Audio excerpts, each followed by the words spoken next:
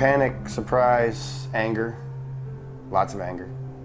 The instant violence, the level of the kinetic attacks, both coming at us and going away. I thought I was prepared for it, but I wasn't.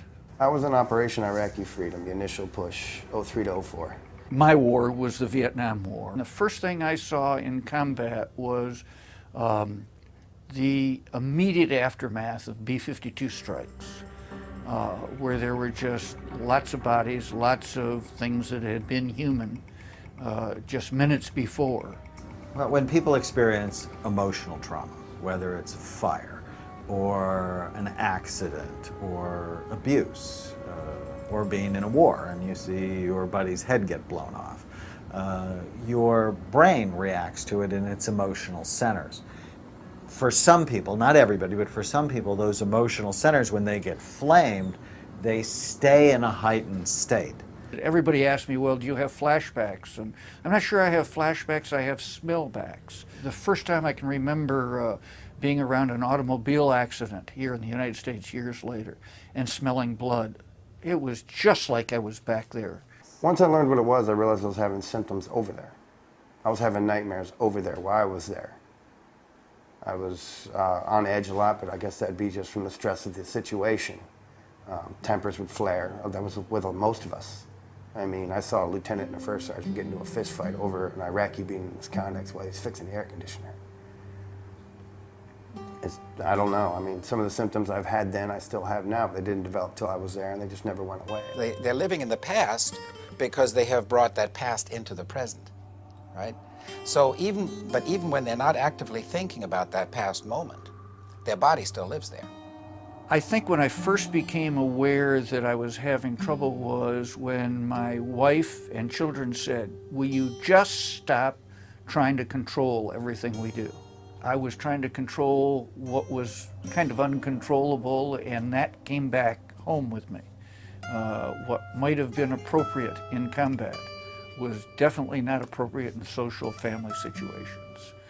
I didn't recognize it though, until, I mean, it was years later and my family broke up and it ended in divorce, and it was pretty emotional for me. The emotional area that we see, we actually call it a diamond pattern. And at the top of the diamond is an area called the anterior cingulate gyrus. It's the part of your brain that allows you to go from thought to thought, move from idea, to shift your attention. And when we see that works too hard, people tend to get stuck on negative thoughts or negative behaviors. And clearly PTSD is you get stuck on the trauma. At the middle part of the diamond, the two side parts, is the basal ganglia. And the basal ganglia, our experience is that it's heavily involved with anxiety. And clearly you're tense and you can't let go. And the bottom of the diamond is called the thalamus, part of the limbic system. And it tends to be correlated with depression. So you tend to be sad, anxious, and you can't let go. My wife really, she'd had to deal with it the most. There were times she had to walk on eggshells. There was a while there it was real bad. It was my reason for not being in the Army. They put me out on it. It affects everybody around you. So where does resolution lie for post-traumatic stress disorder? It means basically decoupling that body memory from the historical memory.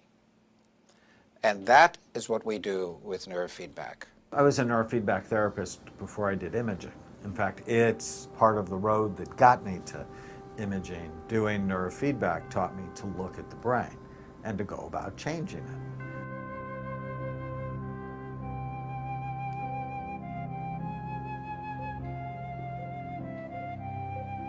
The first part of neurofeedback for PTSD involves teaching the brain to be more calm and more stable.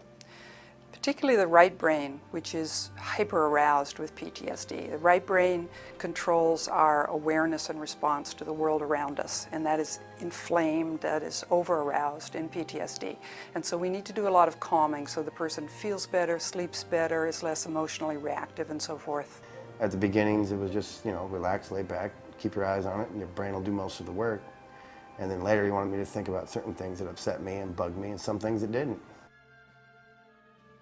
I can remember just being in it normally, and all of a sudden, first of all, I smelled just this wonderful air, like I'm sailing, and what a fresh breeze, and all of it, and I felt not lightheaded, but just clear as a bell and calm, and everything was just, I understand, it's easier, but I didn't understand anything. It was just, wow, what has just happened to me?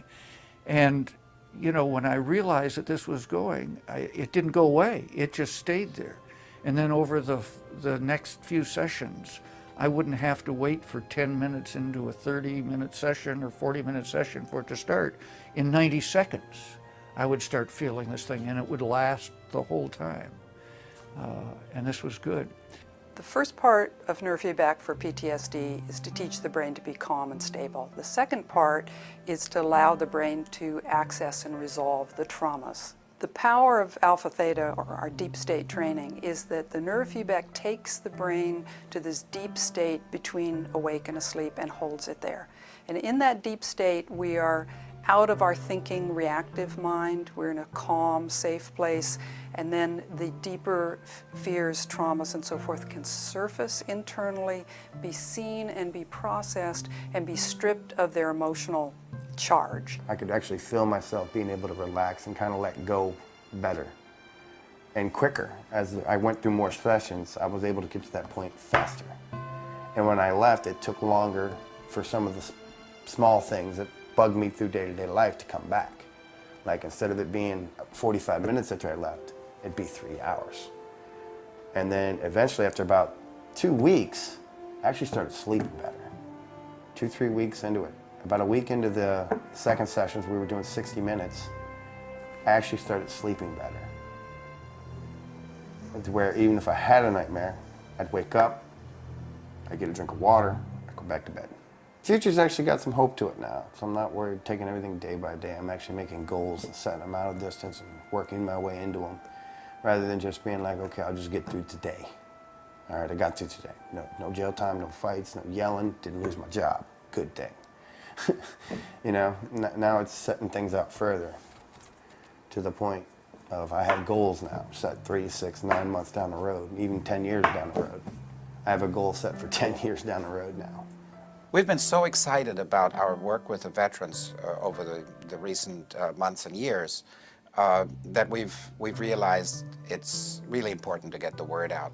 So we've established a national network of participating clinicians who are also willing to serve veterans at no cost and deal with this burgeoning problem of PTSD. The research on this technique goes back more than 10 years. Eugene Peniston was in fact at the VA in Colorado, Fort Lyons, Colorado, where he did the original research on this technique and had incredible results with Vietnam veterans who were alcoholics, but they were alcoholics because they were post-traumatic stress disorder. And so in that case, there was a joint remediation of the PTSD and of the alcoholism because they were so closely entwined. The resolution of the one meant the resolution of the other. And the fact is that every person in that research program succeeded, bar none, after many, many years of treatment failure. The results were staggering, and now we've had further replications, and now we're just doing this work here on a daily basis, and the results are just continuing to pour out of this. The treatment is quick and it's effective, and it turns these people's lives around. I don't know how, I don't know why, it just works.